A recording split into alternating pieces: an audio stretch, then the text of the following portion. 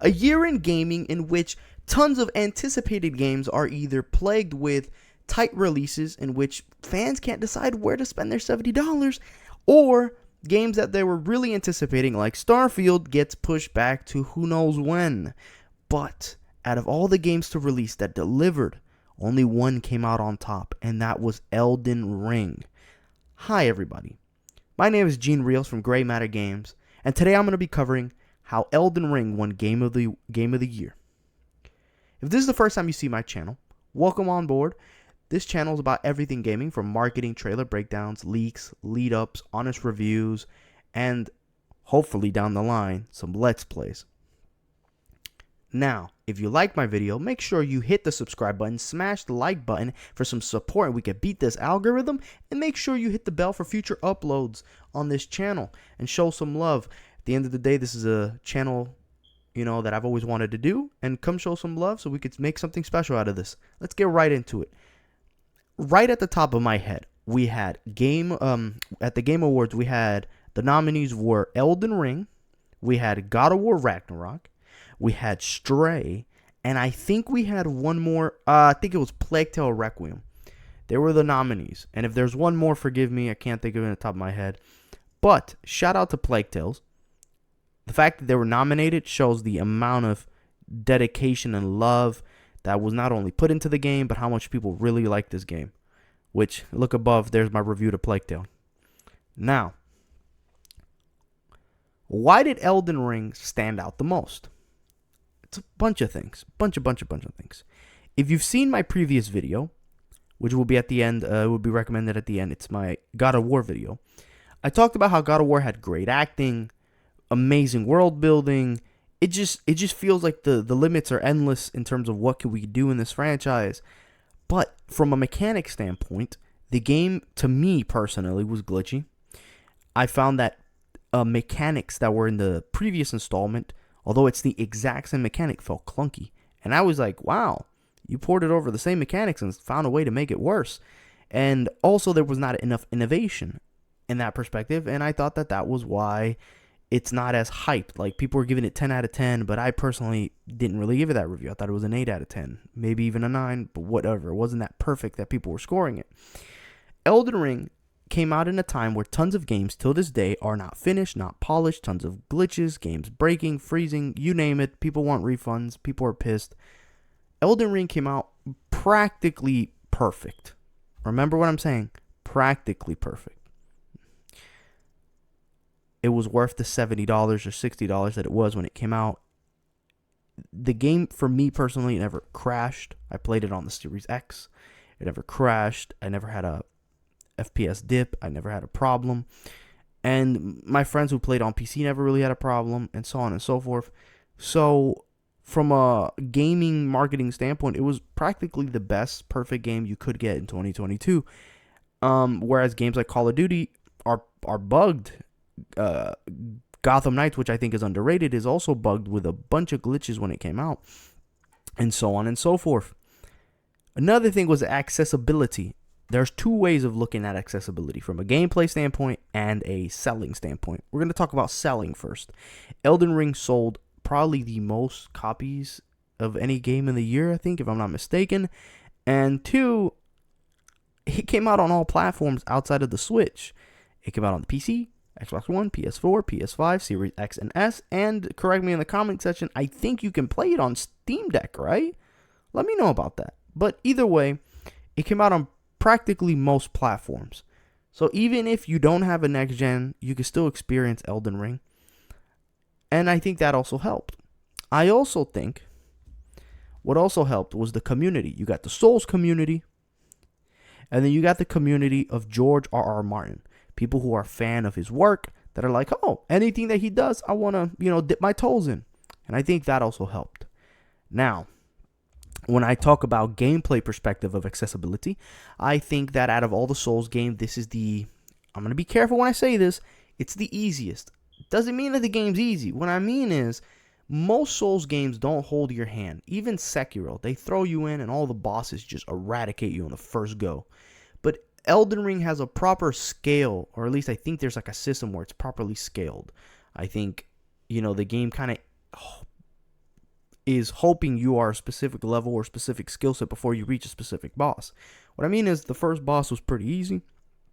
Second boss was still easy, but a little challenging, and so on, so on, so forth. And as you reach the middle and third, fourth, and the ending of the game, the bosses get to the point where it's really hard, and it makes sense. It lives up to the ranking of which they are at, especially the final boss, in which you have to deal with the Elden Beast, because everyone knows it's virtually a 3-phase fight, right? At the end of the day, I think that also helps. It doesn't, I don't know, it doesn't screw you as a player right off the rip. Also, there's tons of little side quests and side bosses that you can deal with. That also helps make players be familiarized. Now, that helped from a gameplay perspective. I also think that because the Souls franchise has always been looked at as like a genre that's not meant for everybody. I know people, and I was one of them, that was like, when Souls 1 came out, I was like, I've seen videos of it, and I was like, I don't want to rage quit, I don't want to break my controllers, I don't want to be that kind of guy. And then I didn't get my first Souls game until Souls 3. When Souls 3 came out, I bought Souls 3 on a Black Friday deal, but I didn't get into it. I was like, okay, if I'm going to do this, I'm going to do this right. Let me play 1, 2, and 3. So I got all the copies, got to play them, and I ended up enjoying them. But to some people, it's not for them because they're kind of scared that they're like, oh, I don't want to break my controller. I don't want to have a stressful game. And I think this was the least stressful of the Souls game. I still think the Dark Souls franchise is still harder. Sekiro is still harder in my opinion. Bloodborne is still harder. This kind of helps introduce newcomers to the Souls franchise. And I think that also helped. And there was tons of really good marketing, which I think a lot of new games, we could all agree, have not done good marketing. Gotham Knights waited to almost release to have amazing marketing. Need for Speed, the new one that just came out, I don't think it had really that good of marketing. Modern Warfare 2 kind of sold it off nostalgia alone, and it's Call of Duty. They always sell, but compared to most Call of Duties, they definitely waited till the last minute to start marketing this game. There's tons of games that just are plagued by terrible marketing or tight releases, whereas things like Street Fighter 6 and Tekken, they're being promoted early, you know? So there's that to look out for. Whereas Elden Ring was announced a couple years ago, and every time it got around for the announcements were always epic. And as we got closer to the release, it looked better and better and better, and it ended up being exactly what you paid for. It was very good marketing. And honestly, I think also being an open world and just seeing the possibilities for a Souls game, I think that created replayability. You can play the game in many classes. You can find many weapons and many spells and many summons. But most importantly, the world is so huge, you can go back many times and play it in different routes. You can start here, you can start there, you can start from the north, you can start from the south of the map, whatever you want. The replayability is there. People can play the game without using weapons and just using their fists. Melania, as y'all know on Instagram, has been beaten by a guy with no armor or nothing. So it's like the game has many ways to play. Okay, the imagination is virtually endless. And you always end up finding something that you didn't remember in your previous run. Then you got New Game Plus, where you keep all your stuff, but the NPC is scaled higher, and so on and so forth. And now, as of this recording, they got that DLC where they got that a Coliseum thing, where it's practically like a PvP thing. You test your skills against somebody else. I think that's also a really cool skill. And as of the Game Awards, the team at Elden Ring said that, hey, we should look out for even more content. What does that mean? I don't know, but I hope it's a DLC expansion. And I'm not talking more Coliseums. I'm talking actual freaking story expansions. But yeah, I think all of that basically played in the factor of Elden Ring's success, because Plague Tale Requiem, did it come out on the PlayStation 5? I don't know. Okay, I don't know if it did come out on the PlayStation 5. I played it on the Series X, and also it's on Game Pass. Game Pass helps sell that a lot. Stray is a PlayStation exclusive. God of War is a PlayStation exclusive. you get the point. A lot of exclusivity kind of ruins the chances of something being great or not. So that's really all I can think of in the top of my head why I think Elden Ring won Game of the Year. And if you haven't played Elden Ring, make sure you buy it. I mean, you're pretty late to the party. Come on in. The water's fine, like they say. Come on in, cough up that $60, that $70, buy it on that PS5, the PC, Series X and S, and get right on it. You're missing out on a great experience. You're not going to be disappointed.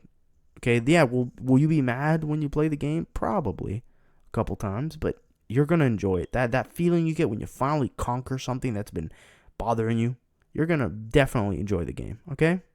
I've already played the game at least twice. I'm on my third run, so definitely not bored of it. And also, there's multiple endings, so that also plays into the thing. But that's all I have until for you guys all today on why I think Elden Ring won Game of the Year. Until next time, everybody, stay tuned. I got a Street Fighter video coming up soon for all the new characters I got revealed. And did you see my Tekken 8 video? Check it down on the description.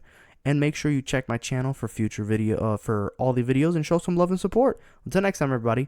Peace.